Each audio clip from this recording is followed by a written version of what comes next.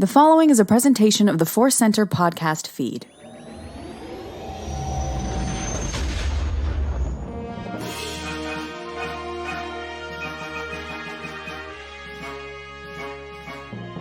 As Obi-Wan Kenobi once said, hello there, and welcome to Force Center Presents Databank Dive. I'm Ken Napzok. I'm Joseph Scrimshaw, and this is our fun little show where we talk about the wild and the weird of Star Wars, and I'm excited for this one, Ken.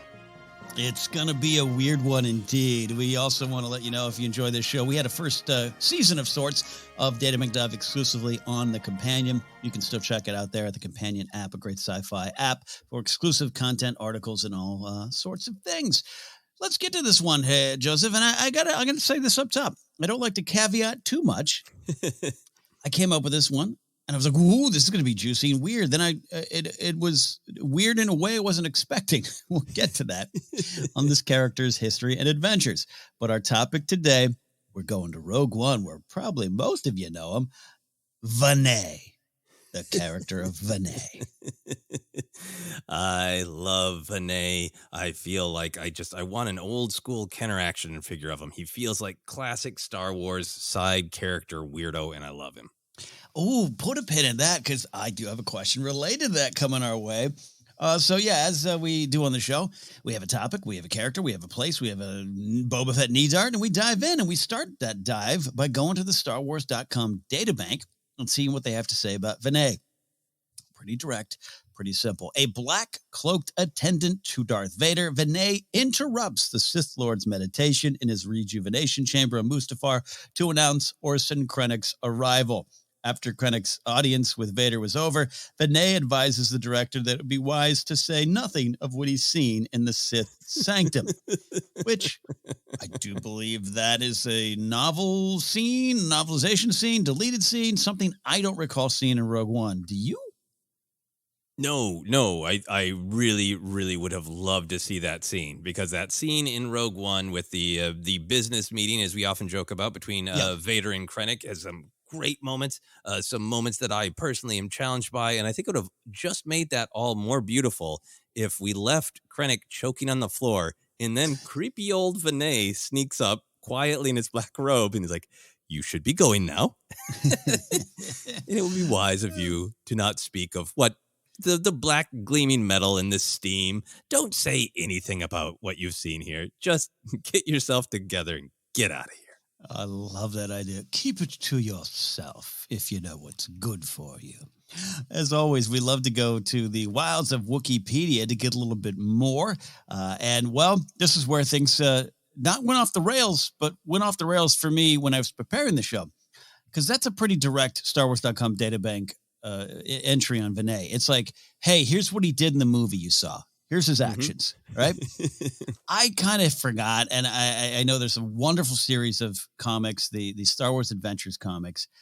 So thanks to Vaneé's many appearances in Vader's Castle Star Wars Adventures series, he has quite the impressive Wookieepedia entry. So this is a quote. I try to pull some things here.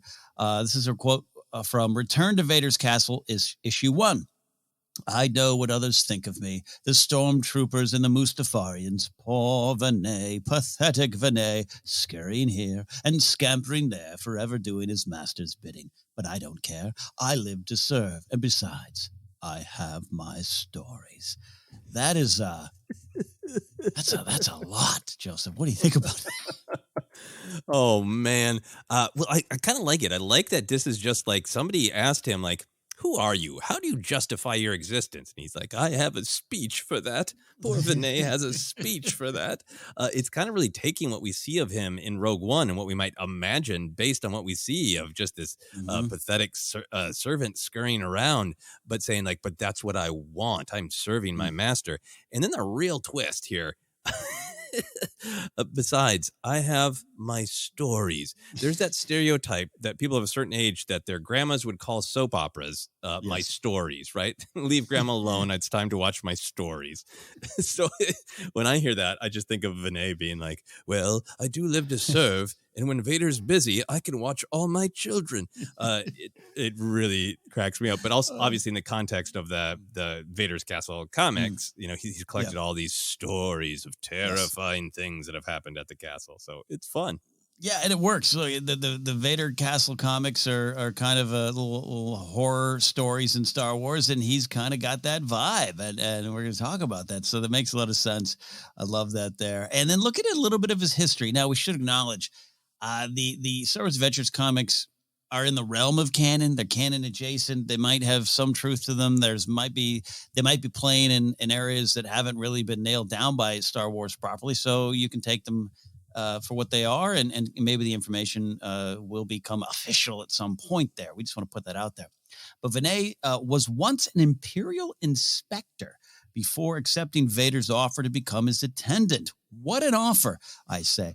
Since then, he has been defending the castle.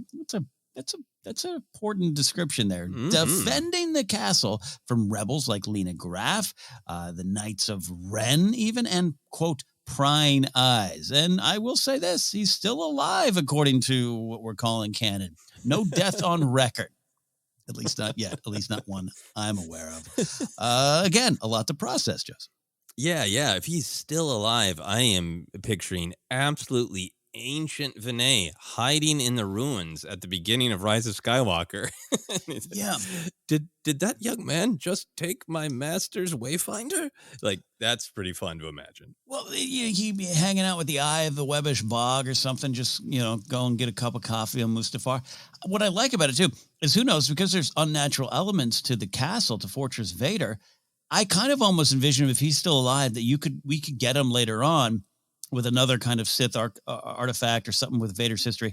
And it could be like the knight from Indiana Jones in the Last Crusade. It's just been sitting there with the Holy Grail for centuries. And you could just be like, you chose poorly to ever comes in. I like this kind of weird, creepy idea. Yeah, I really do. And I was joking about the soap operas, but I feel like I have my stories in the context of the comics. It is playing with Vader's Castle is a place of horror. And that kind of casts Vaneé as like, the Crypt Keeper from Tales of the Crypt, like the person who kind of wants to spread fear by telling these stories. So I really like the idea that his flesh is almost entirely rotted away. It's just a little bit hanging from his bulbous eyes. And he's still like, my teeth are falling out while I'm telling you this scary story, but I want to stay here and spread fear through spooky stories. Oh, I love it. And I haven't gotten to some of the stuff with the Knights of Ren there. I know it's some of the Marvel comics out there now. I've got a giant stack of comics out there that I'm going to get through, and we'll get some more Vaneé content. But speaking of more Vaneé content, he was voiced by Tony Hale and was kind of the star, if you will, of the Lego Halloween special that was out last fall, which is pretty fun to use that character. But here's one I didn't really, I can't remember if I knew this or if it was in the back of my mind. He was almost in Star Wars Rebels, as he was scripted to appear in season 4, but that character became Varys Hayden, which I believe was voiced by Malcolm McDowell, which is a character I love, and the World Between Worlds kind of beats and storyline stuff there. So that's interesting. And I remember there were some thoughts around that time when that episode came up and some reviews and stuff of, hey, wait, is that Vaneé, or we get some Vaneé content here? So makes sense.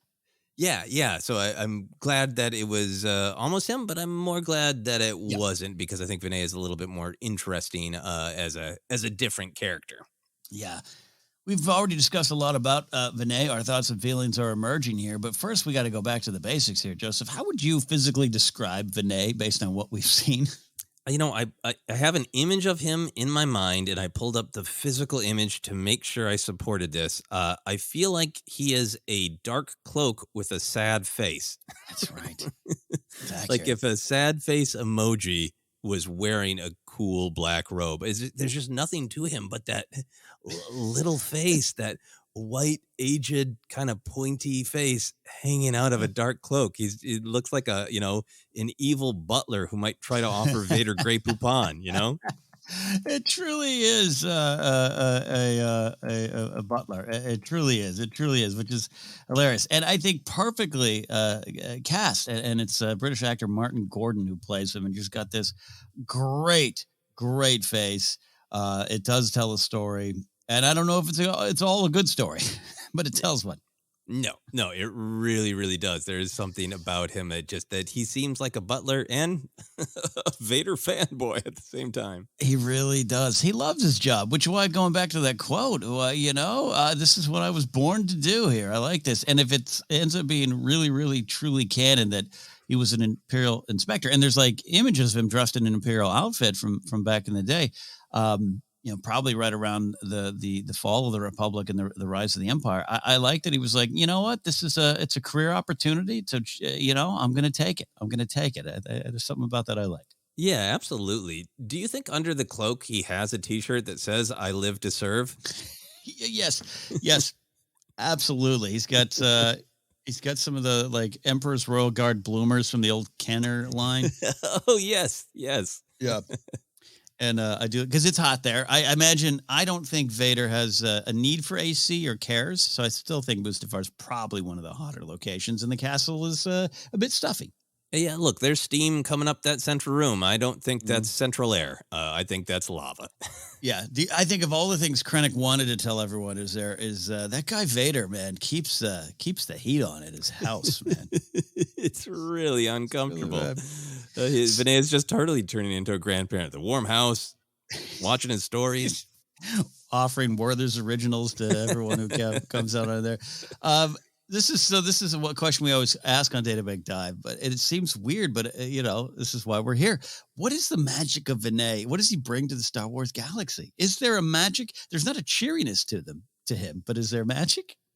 No, I think so. I think, you can't ignore the Imperial dignitaries, and I know we're going to talk about them a little bit, but, in Return of the Jedi, like, who are these weird sort of officials hanging out with Palpatine? And if you grew up in that era, there was an action figure that made you wonder more about them. So he's kind of in that vein. And, like, when you saw him in the trailer, like, oh, maybe he's one of those guys. We're going to learn more about him. And then you're like, wait, no, he's kind of like that, but he's a bleeping butler. Yeah. And I think kind of that's the magic of it is Vader's castle. The idea of where does Vader live? How does he live is this kind of weird, interesting Star Wars idea. It's taking, Rogue One is in general a little bit grittier, grounded film. And then here's Vader's dark, evil space fantasy castle. And that just becomes weirder when he just kind of got like, well, he'd kind of have a butler. Yeah. And that is the magic of Vaneé of like, okay, just functionally, Vader, what would a butler at Vader's castle look like? A sad face with a cloak. Got it. Yeah, no, it's pitch perfect. And you're right. And by the way, I also kind of envision him similar, again, going to Last Crusade. He's the one that's like, you're like, I'm here to see the tapestries. He's like, we have no tapestries here. And you're not German, or I am Mickey Mouse. I love his presence because of that, because of we've waited a long time to see where Vader kind of hangs his hat. And the idea of Vader having a fortress or a castle been something in Star Wars lore, Macquarie Designs. A lot of it kind of was floating around, and actually see it was part of the excitement of Rogue One, right? When we go to that, I remember in the theater coming out one of those like intakes of breath, like, oh, Vader's house. And this is what you would imagine. You're right. It wouldn't be someone chipper. It wouldn't be someone with a clipboard going, we're going to have a great day. It would be this guy and two very lonely royal guards who are like, how did we get this assignment again? So it makes a lot of sense to me. And I think, therefore, it does have a certain magic to it. It's Dark Vader magic, but it's magic nonetheless. Yeah, I think you really put your finger on it. That's the magic, because it can't be like a stiff Imperial officer with a clipboard, right? Because there's always been this like, the Imperial officers are kind of like, what, scary guy in armor. What's the deal? You need somebody who's like, I can write you fan letters about the history of the Sith, right? Like, I write Sith stories for my own entertainment. It needs to be kind of somebody obsessed with the Sith. And I like that always physically closest to the Sith are like creepy, sad old guys. Almost like if anyone was strapping in young and spent this much time to the truth of Vader, that they'd rot like a fruit. Like, was Vaneé like 25 when he got the job 10 years ago? And it just went all downhill because he's that close to this true evil. Yeah, no, I think you're right. I would love like a Moff Gergerard type, and how they probably had the job for about a week, and then Vader killed them. And they're like, "This isn't working. I need someone else." You, Vaneé. Still more to discuss about Vaneé, but before we do that, we're going to take a quick break here on Databank Dive and come back with more on Vader's attendant. Stick around here to Databank Dive.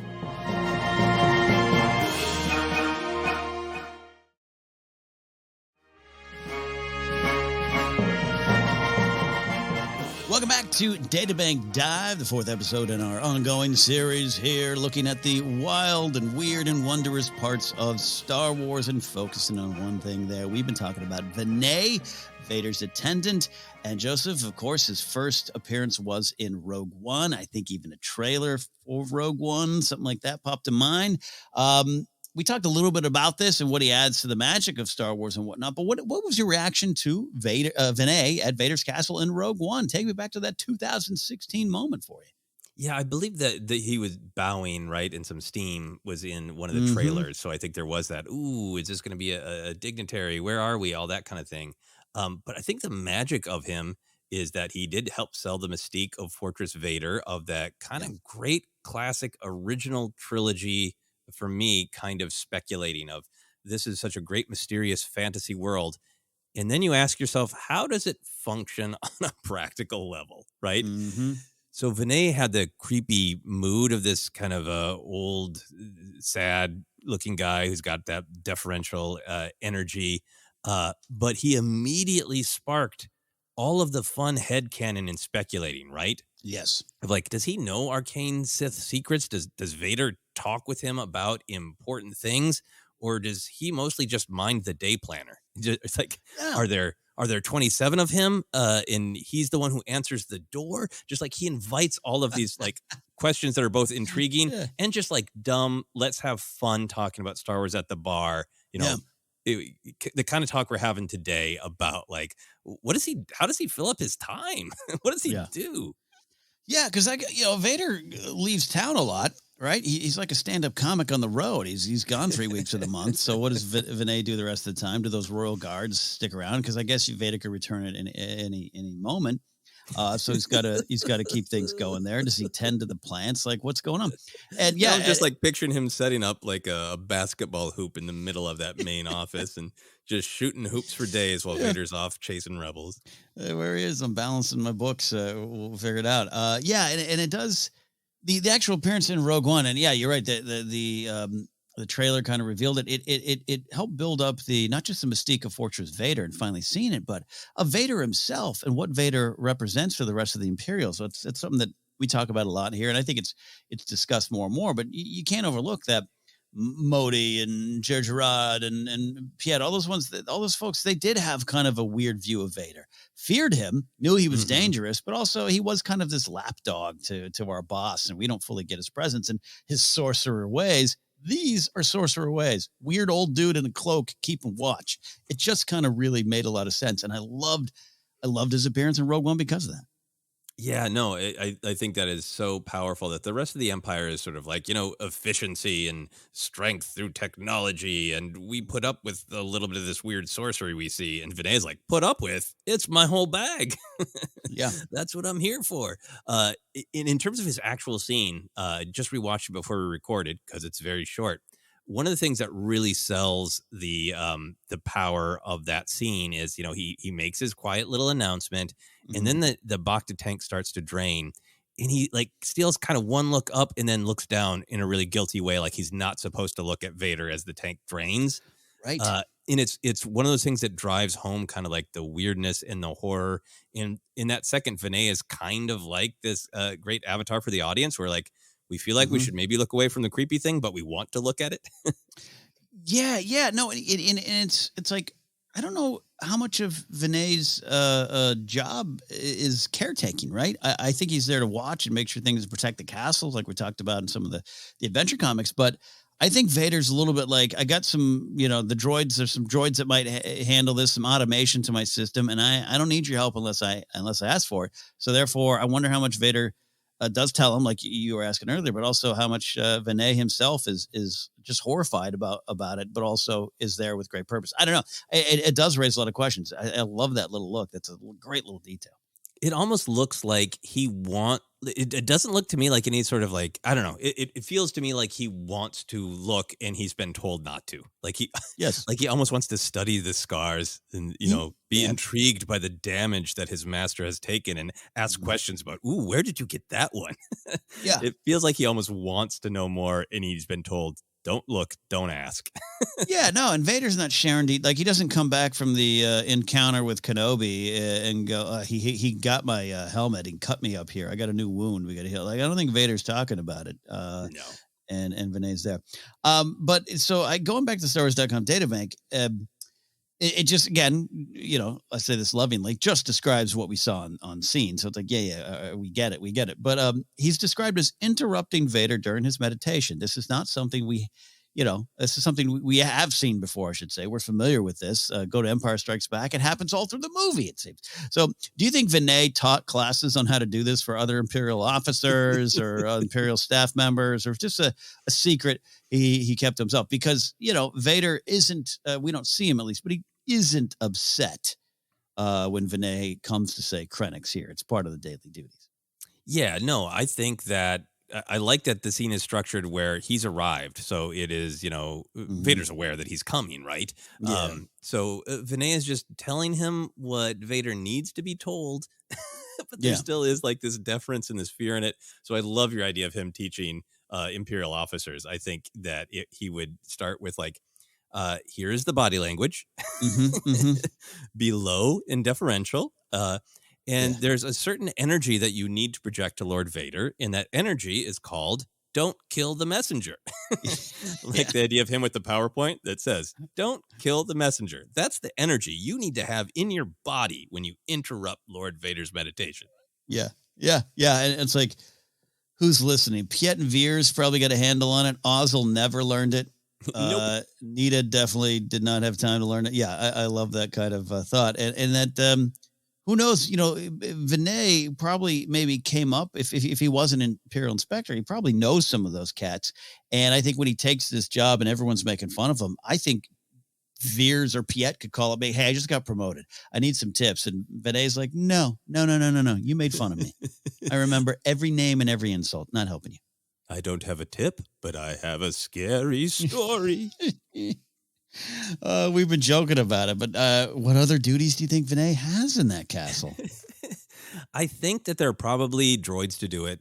Yeah. But I think what he really wants to do is clean Vader's tank. I don't know why. I think he just what he wants to do. Yeah. The droids don't do it well enough. I think when he goes away, I think he gives just like a super clean to the tank. I think he definitely runs his day planner, because as we see in Kenobi, in the Obi-Wan Kenobi show, like, Vader's got some holo calls to be made. So I think he has, like, not a physical book, but I think he has a holo pad of like, you have a call with this Inquisitor at this time. Yes. Then you wanted to yell at this Imperial. Then you were inquiring about the hunt for this Jedi. Like, I think he definitely keeps his day planner. And final thing for me, I think body disposal, because I think people die there, fairly often. And I think whatever the agreed upon protocol is, I think that's Vaneé loves doing that. I think it might just be rolling them into the open pit of steam. Yeah. Doesn't have to go far for. I love this. I love that idea too, that he's kind of Vader's news ticker. That Vader will obviously get updated and be plugged in, but that Vaneé's kind of like, hey, I've curated some stories. It's your daily briefing of what's going on out there and where you might want to be plugged in. Obviously, some things Vader keeps to himself. So I love that idea of it. Droids probably keep the castle pretty clean. That conference room that we saw in Kenobi there, that lair was pretty clean and kept together well. So I think Vaneé has to keep on top of that. But the fact that in that quote we read, like, he mentions like the Mustafarians, and they might be somewhat aware of them and look down on them too. I have this idea of him kind of going to market. Not that Vader eats any food. It's probably all nutrients put straight into his body. But that Vaneé almost on like a bicycle with like a basket in the front, and he's like riding to like a French market, but it's in the village of Mustafar. And he's just picking up bread and vegetables, and he's haggling with shopkeepers. Some of those Mustafarian folks we saw in Rise of Skywalker, he's got to pick up some raw meat for the Eye of Webbish Bog. He's got a lot of things he's got to get to, and that's a lot of his duties. I love that idea that he's got some guest quarters just appointed, immaculately for any guest, because there is this funniness to me of, great, I'm going to be an attendant for Lord Vader. This is what I've always dreamed of. What does he like to eat? Oh, he doesn't eat. How does he like his beds done? Does he like a thread count? Oh, he doesn't really sleep in a bed. Does he watch anything? Does he play any games? No. Okay. Yeah. And just slowly stripping away all of the things a butler might do. So Vaneé just has to, in utter frustration, being like, well, I've set up the guest room very nicely. Very nicely. Very nicely. Final thing, this just popped in my head here, but we'll get into how we can make Vaneé personal to our lives here. But what do you think is the relationship, or is there a relationship at all between Palpatine and Vaneé? Could Vaneé kind of occasionally send Palpatine information, not necessarily spying on Vader, but just like, hey, he's a little upset today. There's some stuff going on. Or does Palpatine just not care? He sent him to Mustafar to build this monstrosity of a castle, all the stuff you read in the Vader comics, which are all Soul stuff. And Palpatine's just like, whatever. You take this Imperial inspector and make him your attendant. I don't care. Don't bother me with it. Oh, no, I think that Vaneé is just eagle-eyed to see something interesting to tell Palpatine. Because if you're into Vader, you got to be super into Palpatine, right? I mean, he dresses like Palpatine. He's that's practically cosplaying. That's a great point too. Like the first time Palpatine sees oh, I see. I like your look. I like what you've done there. Exactly. Couple questions here in closing here. Would you go on a ghost hunting adventure with Vaneé as the guide? What do you think he'd say? Where would you want to go? I would only go if it was Lego Vaneé. That makes sense.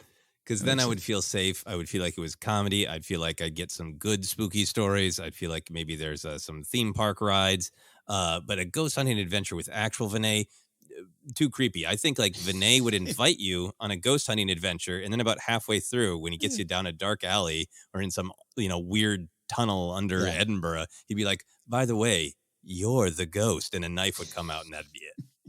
Yeah, could be that. Or he's too familiar with the ghost. He's not ghost hunting. He's like, no, the ghosts are my friend. Something a little weird.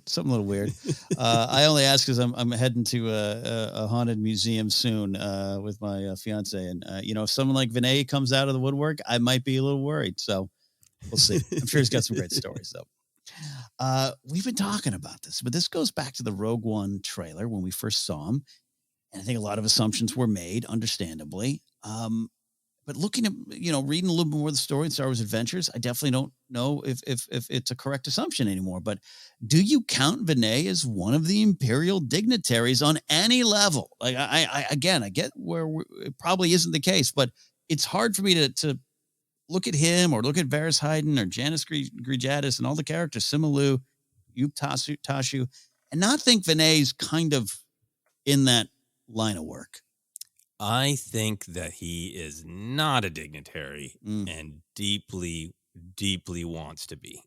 I think that he is like an assistant who is doing a lot of this to be promoted, and it just ain't happening. Yeah, because I really read him as that, but there is this big distinction between an attendant, somebody who's just kind of taking care of the needs. We see him announce an arrival. He is defending the castle when Vader isn't there. He's just kind of housekeeping. And the dignitaries like Hayden in Rebels they're looking into Sith artifacts. They are discussing arcane truths with Palpatine. And I want to be sure to mention this. There's some Vaneé disambiguation needed because there is another Vaneé. Yes. Which I noticed when I found an action figure and is this this isn't our Vaneé. That Vaneé was a dignitary. I pulled just this very short quote from his Wookieepedia. This one is called Kren Blista Vaneé, and it says Kren Blista Vaneé was among the ruling council members who accompanied Palpatine to the second Death Star and perished alongside the 5 other dignitaries on board when it was destroyed. Blista Vaneé was fond of watching opera and wore colorful clothes, including flamboyant hats. Which I wanted to be sure to share just for Vaneé clarity, but also because to me, this is the ultimate answer to your question. The Vaneé we're talking about wants to be this Vaneé, and he's not. That's great. That's wonderful. I want a documentary on the Imperial dignitaries. I think I'm obsessed with them. A lot of maybe folks from our generation might be obsessed with them because of the Kenner figure, the Imperial dignitary figure, because it was always like, who's with Palpatine? Who are those weird dudes with Palpatine? That was always the playground conversation before you had Wookieepedia to go to.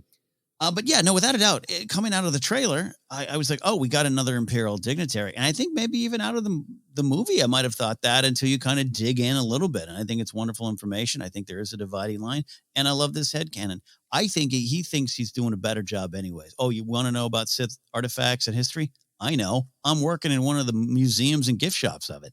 But no one asks old Vaneé. No, they only ask Simalu. So I love the idea that there's some heat between Vaneé and the Imperial dignitaries. Absolutely. Just horrible Mustafar levels of emotional heat. Emotional heat indeed. We're going to rate the wild and weird factor of Vaneé. Our rating is based on one of the original Star Wars weirdos, Lobot. So, Joseph, out of 10 Lobot heads, 1 being the least, 10 being the most, how many Lobot heads of weirdness do you give Vaneé? I'm giving Vaneé 6 Lobot heads out of 10. It's a little low because I think what's fascinating about Vaneé is he seems like he should be so weird. And then every bit of information you get about him is like, nope, evil space butler. Oh, could he be into this? Could he do that? No, he just lives to serve. It's his motto. Yep. That's what you see is what you get with creepy old Vaneé.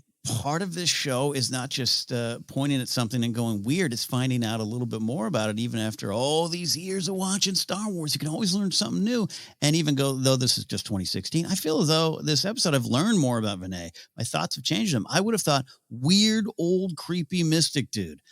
That's true. The mystic part, maybe not so much, even if he might want it. Therefore, he's just, he's part of the landscape and not as weird as I would have thought. So I'm going to go 6 as well. I was trying to get to 7 with him, but I think just being so what he is, an attendant to Vader, makes him wonderful in his own weird way. But I think he's also just a normal part of the functions of the castle. So 6 out of 10 for me, 6 out of 10 for you. Any final thoughts on Vaneé, sir?